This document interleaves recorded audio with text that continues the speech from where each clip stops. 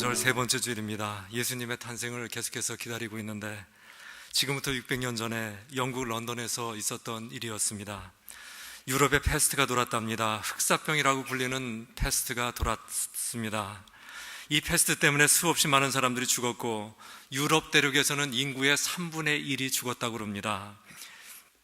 영국에서는 인구의 절반이 이 병으로 죽었다고 그러니까 둘 중에 한 명 중에서 한 명은 죽은 것 아니겠습니까?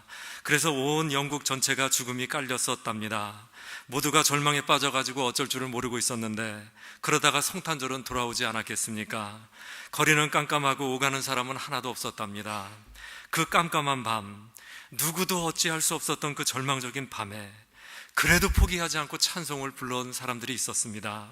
젊은 청년 서너 명이서 찬송을 불렀는데 런던 거리를 돌아다니면서 아주 힘차게 찬양을 했습니다. 기쁘다 구주 오셨네, 만백성 맞아라, 온 교회여 다 일어나, 다 찬양하여라, 다 찬양하여라, 다 찬양하여라. 처음에는 작은 소리였었어요. 그러나 몇 명의 청년들이 더 조인하게 되었고 찬양을 부르는 동안에 더욱더 많은 사람들이 늘어났습니다. 나중에는 엄청난 찬양대원으로 이렇게 변하게 되었는데 집안에 틀어박혀서 전전긍긍하던 시민들이 나오기 시작했습니다. 다 나와가지고 함께 찬양을 하기 시작했습니다. 찬양하는 그 사람들이 얼굴에는 공포와 두려움이 사라졌고 전 영국을 밝게 빛내는 그런 성탄절을 만들더라는 것입니다. 아무리 어둡고 힘들어도 성탄을 기다리는 찬양만 있다면 얼마든지 그 성탄절은 기쁨의 성탄절이 될 수 있다는 것입니다. 오늘 본문의 말씀도 똑같은 말씀입니다. 여러분들 우리가 언뜻 보면 이 본문의 말씀은 굉장히 밝은 글이었어요. 그러나 실상은 그렇지 않습니다. 굉장히 어두운 거예요. 지금 얼마나 어두운지 어둡다 못해서 비참한 현실을 갖다 그리고 있습니다. 이스라엘 나라는 망했고 백성들은 바벨론으로 끌려가고 있는 그 중이에요. 이렇게 끌려가는 이 길이 얼마나 비참한지 왕은 두 눈이 뽑혀서 그 킹이라고 하는 그 왕은 두 눈이 뽑혀가지고 쇠사슬에 묶여서 끌려가고 있고 일반 백성들도 줄줄이 끌려가고 있는데 이건 사람들이 끌려가는 게 아니에요. 무슨 염소새끼 끌려가듯이 그냥 쇠사슬로 묶여가지고 줄줄이 끌려가는데 그렇게 비참할 수가 없는 거예요. 길은 사막길이었었어요.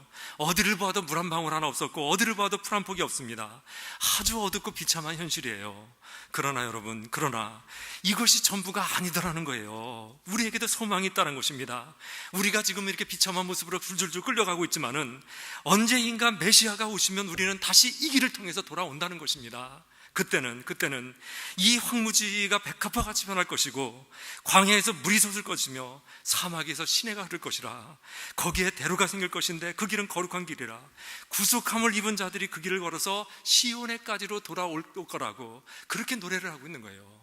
지금 처지는 참으로 비참한데 앞으로 메시아만 오시면 이것이 완전히 180도가 돼가지고 우리는 영영한 기쁨을 띠고 영영한 그 기쁨과 평화 속에서 즐거워하면서 돌아와서 이 시온성에서 하나님을 찬양할 것이다. 그런 노래를 하는 것입니다. 참으로 우리는 지금 이렇게 비참하게 끌려가고 있지만은 언제인가 메시아가 다시 오시는 날 우리는 이 사막을 통해서 다시 돌아올 것이고 그때는 이 사막에 대로가 날 것이고 이 사막에 꽃이 필 것이며 새들이 노래할 것이다. 그렇게 노래를 하는 거예요. 지금 가장 어두운 순간에 가장 밝은 노래를 부르고 있는 것입니다. 이것이 바로 대강절 세 번째 주일날 들려오는 그런 말씀인데 오늘 본문을 통해서 여러분들 두 가지만 묵상해 보시기 바랍니다. 그리고 이 말씀을 꼭 가슴속에 간직하고 그리고 이번 성탄절을 맞이하시기 바랍니다. 제일 먼저는 들으시는 하나님, 내 작은 신음소리에도 응답하시는 그런 하나님, 그 하나님을 묵상하라는 것입니다. 지금 이스라엘은 패망을 했어요. 몽땅 망해가지고 바벨론으로 끌려가고 있습니다. 아주 비참하게 끌려가고 있는데 이들이 뱉어내는 신음소리, 이들이 부르짖는 고통의 소리 아주 비참하기만 해요. 정말 절망적이었었어요. 그러나 그 소리는 허공을 치는 소리가 아니었다는 것입니다. 그냥 하늘과 땅 사이를 비교하는 소리가 아니었었어요. 하나님께서 듣고 계셨는데 그들과 함께 하시는 하나님께서 이들의 그 피맺힌 그 한맺힌 소리를 듣고 계셨다는 것입니다. 하나님께서는 들으시는 하나님이시기 때문에 나의 작은 신음소리에도 귀를 기울이시고 나의 작은 신음소리에도 응답하시는 그런 하나님이라는 것을 여러분들 꼭 기억하라는 것입니다. 한 번도 자녀의 고통소리와 신음소리를 외면해 본 적이 없으세요. 내가 병들어 신음할 때, 내가 홀로 지쳐 쓰러졌을 때, 그래서 어찌할 바를 몰라서 허덕이고 있을 때, 그 내 작은 신음소리에도 귀 기울이시면서 그 작은 신음소리에도 응답하시는 하나님, 이 하나님을 우리가 꼭 기억하자는 것입니다. 엘리 리젤이라고 하는 사람이 있어요. 1986년 노벨 평화상 수상자인데, 이 사람은 유태인이었었습니다. 1940년에 폴란드에 있는 유대인 마을에서 살고 있었어요. 어느 날 나치스가 들어왔답니다. 온 마을 사람 전체를 갖다 트럭에 실어가지고 아우슈비츠 그 강제 수용소에 끌고 갔대요. 끌려갔더니 도저히 이곳은 사람이 사는 곳이 아니에요. 세상에 지옥이란 얘기 참 많이 하지만은 이런 지옥이 없어요. 여러분도 한번 생각해 보세요. 이 구덩이를 갖다 넓게 파고 거기다가 석탄을 태워가지고 용광로처럼 이렇게 불을 피워요. 그리고는 애들을 갖다가 유태인 애들을 갖다 트럭으로 싣고 와가지고 거기를 이렇게 뒤로 해가지고 와르르 부어버려요. 그 불 속에다가. 이런 일이 벌어졌어요. 저녁마다 점호를 하는데 독일군 병사들이 들어와가지고 무작위로 내일 죽일 사람에게 짚어요. 이렇게 짚어. 너 짚어요. 얘네들은 그냥 가가지고, 이 사람들은 그냥 가가지고 그 가스 수용소로 거기로 가버리는데, 하루를 넘긴다는 것이 정말 기적과 같은 그런 삶을 살고 있었습니다. 하루는 독일군 병사 하나가 죽었대요. 그러자 여기 있는 수용소에 있는 이 사람들 15명을 뽑아가지고, 하나 죽었다고 15명 뽑아가지고 이제 교수형을 시키는데, 이 모든 사람들이 연병장에 나와가지고 교수형하는 이 장면을 갖다가 봐야 되는 거예요. 그 중에서 14살 먹은 소년이 있었답니다. 나무에 매달려 이제 죽이는데요, 이 꼬마가 그동안 먹지를 못해가지고 몸무게가 나가질 않아요. 몸무게가 나가질 않으니까 컥컥거리면서 죽지를 못합니다. 죽지를 못해요. 밑에서 이것을 바라보는 그 엘리의 마음속에 욱 하고 하는 것이 솟아올랐어요. 절규처럼 기도했답니다. 하나님, 저 어린아이가 죽지도 못하고 저렇게 컥컥거리는데 도대체 하나님은 어디서 무엇하고 계십니까? 어디에 계시는 것입니까? 그때 마음속에 들려오는 음성이 있었어요. 엘리야, 나는 저 꼬마와 함께 나무에 매달려 저렇게 컥컥거리고 있단다. 그랬다는데요. 하나님께서는 들으시는 하나님이시고, 나의 작은 신음소리에도 응답하시는 하나님, 정말 십자가에 매달린 하나님, 그분이 바로 우리의 하나님이라는 것입니다. 옛날 이스라엘 리스바라고 하는 여인이 있었어요. 이스라엘 초대 임금이었던 사울 임금의 첩이었습니다. 여러분들, 사울 임금의 첩이었으니까 왕비와 같은 그런 레벨 아니겠습니까? 아들이 둘이 있었어요. 알모니와 무비보셋이라고 하는 아들 둘이 있었는데, 이 아들 둘이 지금 정권이 바뀌었어요. 사울 임금에서 다윗 임금으로 바뀌었습니다.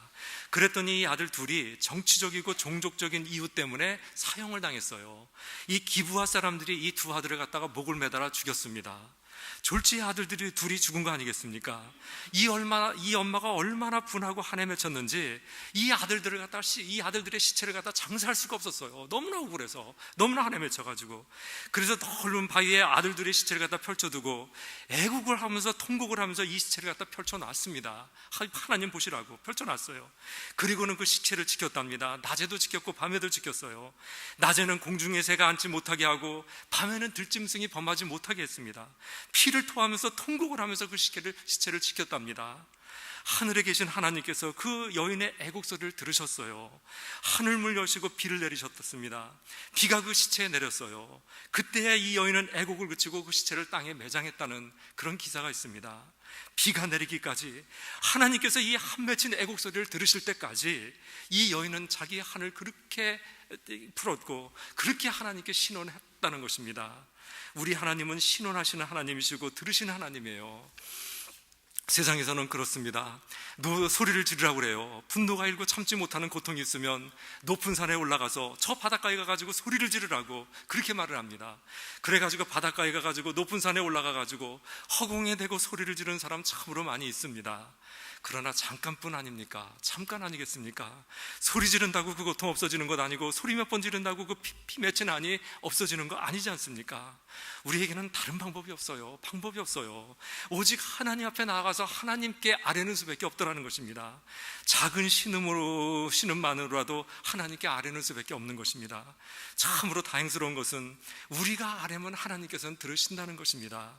우리의 그 작은 신음소리에도 귀를 기울이시고, 그리고 그 작은 신음소리에 응답하시는 하나님, 이 하나님을 우리는 잊지 말자는 것입니다. 바울과 실라가 빌립보 감옥에 갇혔어요. 복음을 전한다는 그 이유 하나만으로 모질게 얻어맞고 착고에 차여가지고 감옥에 갇혔습니다. 맞은 자리에서는 피가 나고 쓰라려요. 착고는 수갑처럼 욱신욱신 조여오는데 그 밤 참으로 괴로운 밤을 보내고 있었답니다. 이 쓰라린 밤에 바울과 실라는 찬양을 했어요. 동굴에 물 뚝뚝 떨어지는 그 밤에 바울과 실라는 찬양을 합니다. 아무도 듣는 사람이 없는 줄 알았는데 듣는 사람이 있었어요. 그곳에 있었던 죄수들이 들었습니다. 놀랐어요. 야, 어떻게 이런 상황에서 찬양을 할 수 있단 말인가? 놀랐습니다. 또 한 분이 듣고 계셨어요. 하나님이셨습니다. 하나님께서 들으셨어요. 그 찬양을 들으시고 그 찬양에 감동을 하셔가지고 하나님께서 박수를 주셨답니다. 그 박수가 지진이 돼가지고 착고가 풀어지고 감옥문이 열렸던 그런 사건이 있었는데, 이때도 하나님은 들으시는 하나님이셨다는 것입니다. 들으시는 하나님. 성탄절이라고 하는 것은요, 들으시는 하나님께 나가는 날입니다. 내 작은 신음소리를 들으시려고 몸을 굽히시는 하나님, 정말 몸을 굽히시는 하나님, 굽히다 못해가지고 마구간까지 내려오신 하나님, 그 하나님께 나아가지고 나의 어려움을, 나의 고통을, 나의 하늘 아뢰는 날이 바로 성탄절이라고 하는 것입니다. 너희는 가까이 계실 때 여호와를 만나라 그러셨는데 하나님께서는 가까이 계십니다.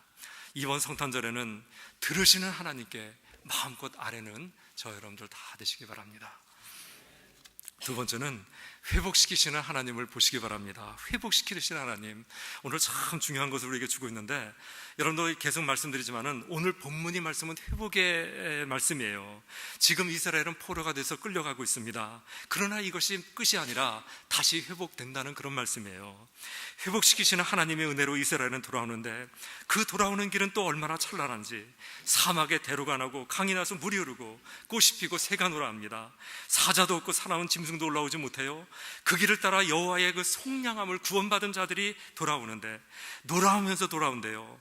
머리에는 영영한 희락을 띠고 기쁨과 즐거움으로 돌아오는데 어디를 봐도 슬픔도 없고 탄식도 없습니다.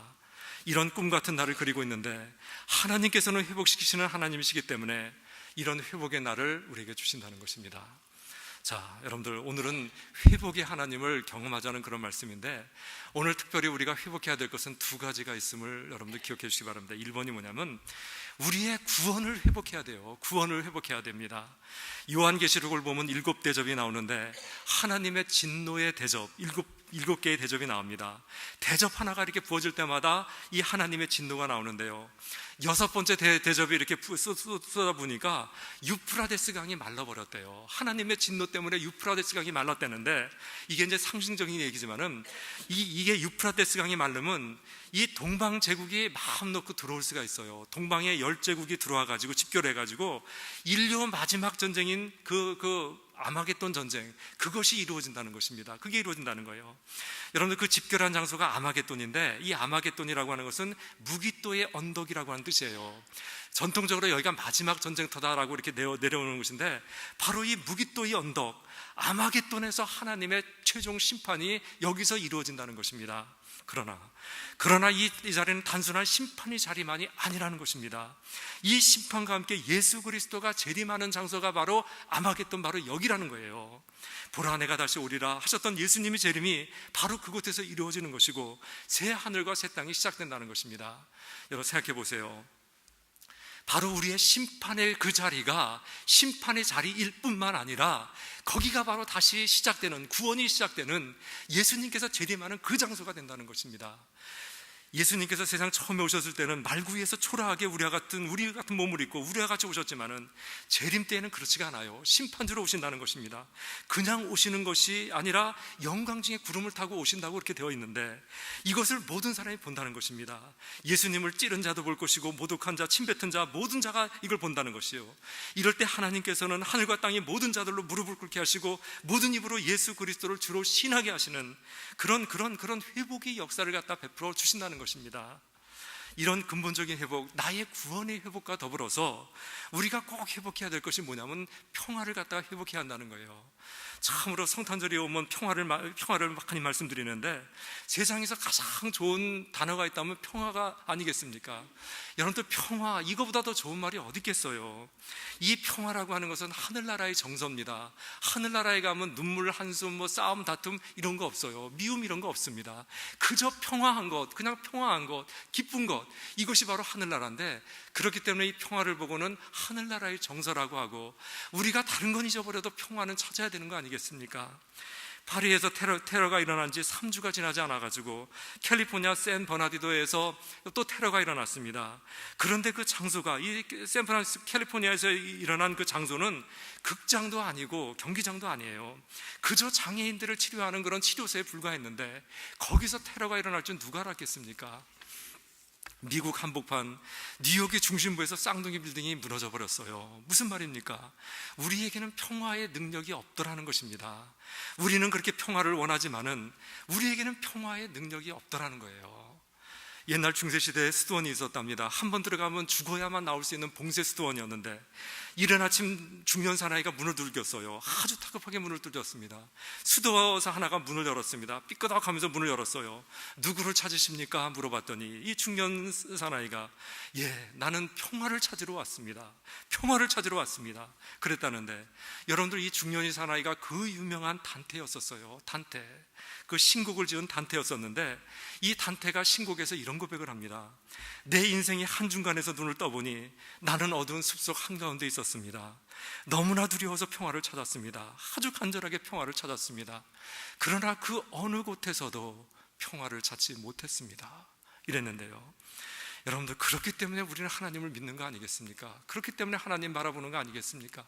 그 평화가 세상에는 없지만은 하나님께는 있기 때문에 회복시켜 주시는 하나님께서는 얼마든지 우리의 이 평화를 회복시켜 줄 수가 있기 때문에 우리는 하나님을 바라보는 것이고 하나님을 믿는 거 아니겠습니까? 그 얘기하는 거예요. 바울은 로마의 감옥에 있었습니다. 내일 죽을지 모레 죽을지 모르는 그런 상황 아닙니까? 그러나 그럼에도 불구하고 바울은 평화를 누리고 있었어요. 그 심령 속에서는 엄청난 평화가 있었답니다. 쇠사슬로도 붙들 수 없었고 죽음도 어찌할 수 없는 평화가 그 사람한테는 있었어요. 그 평화가 어디서 왔냐면 믿음의 주여 온전케 하시는 그 그리스도를 바라봤을 때, 그리고 그 예수님의 하나님의 말씀을 믿었을 때에 이 평화가 되었다는 거예요. 어떤 말씀입니까? 이 평화가 어디서 왔냐면, 바울은 그 하나님의 말씀 속에서 왔는데, 이 말씀을 받고 염려를 갖다 중단해 버렸어요. 그랬더니 엄청나게 평화가 있어요. 우리들이 마음속에 엄청난 염려가 있는데 이 염려를 갖다 중단하면 우리도 얼마든지 평화를 얻을 수 있다는 말입니다. 사도 바울을 보세요. 본래 사도 바울은 염려가 많았던 사람이에요. 늘 염려 속에 살았답니다. 그러나 예수님을 만난 다음에 이 염려가 싹 사라져 버렸어요. 아무것도 염려하지 말라. 하나님을 믿으니 또 나를 믿어라. 이런 예수님 말씀을 믿었더니 얼마든지 평화할 수가 있었다는 것입니다. 염려가 사라진 다음에 사도 바울도 이렇게 말해요. 아무것도 염려하지 말고 오직 기도와 간구로 너희 구할 것을 감사함으로 하나님께 아뢰라. 그리하면 모든 지각에 뛰어난 하나님의 평강이 그리스도 예수 안에서 너희 생각과 마음을 지키시리라. 우리가 진정 평화를 원한다면 염려하는 것을 중단해야 되는 거예요. 염려를 하더라도 빨리 중단해야 됩니다. 염려를 중단할 때 우리는 평화를 얻을 수가 있습니다. 또 하나, 여러분들, 우리가 진정한 평화를 얻으려거든 기도해야 되는 거예요. 다니엘 보세요. 패망한 민족의 후예입니다. 민족이 망하는 것을 보았고 가족과 동포가 죽는 거 다 봤어요. 마음속에 얼마나 상처가 많은지 모릅니다. 그러다가 이국 땅에 끌려가지 않았습니까? 부모도 없고 친척도 없어요. 정말 그 사람 이 마음속에는 평화할 수 있는 구석이 조금도 없는 사람이에요. 어디 하나 의지할 데가 없어요. 딱 하나 의지할 때가 있다면 기도였었어요. 그래도 기도할 때는 좋았고 기도할 때는 마음이 평안했었습니다. 그래서 매일 기도했어요. 예루살렘 향하여 창문을 열어놓고 하루에 3번씩 기도했습니다. 이렇게 기도했더니 하나님께서 모든 대적을 막아주셨어요. 모든 모략과 험담도 막아주셨습니다. 심지어는 사자굴에서 사자의 입조차 막아주셨습니다. 우리가 기도하면 얼마든지 평화를 얻을 수 있다는 말입니다. 이런 말씀과 기도의 그 뒤안길에는 여러분들 하나님을 바라봄이 있었고 하나님을 믿는 믿음이 있었다는 거 꼭 기억하시고, 우리가 진정한 평화를 얻기 위해서라면, 이 평화를 회복하기 위해서라면 믿음이 있어야 한다는 것을 꼭 기억하시기 바랍니다. 대강절 세 번째 주일을 맞아서 들으시는 하나님, 회복시키시는 하나님, 이것을 말씀드렸습니다. 우리의 작은 신음에도 귀를 기울이시고 들으시는 하나님, 그리고 우리의 무너진 것들을 다 회복시켜주시는 하나님, 이런 하나님의 자비와 긍휼 안에서 들으시는 하나님께 신원도 하시고, 그래서 회복하게 되는 저와 여러분들, 이번 성탄절이 되자는 것입니다. 여러분들 신원하시고 회복하시는 저 여러분들 다 되시기를 주의 이름으로 축원합니다. 우리 하나님 참으로 감사합니다. 성탄절 대강절 세 번째 주일에 들려주시는 이 하나님의 음성을 듣게 하시고, 그리하여 하나님 앞에 신원하는 우리가 되게 하시기를 기도합니다. 우리의 구원을, 우리의 평화를 회복하고 돌아가는 저희들 되게 해 주옵소서. 예수님의 이름으로 기도합니다. 아멘.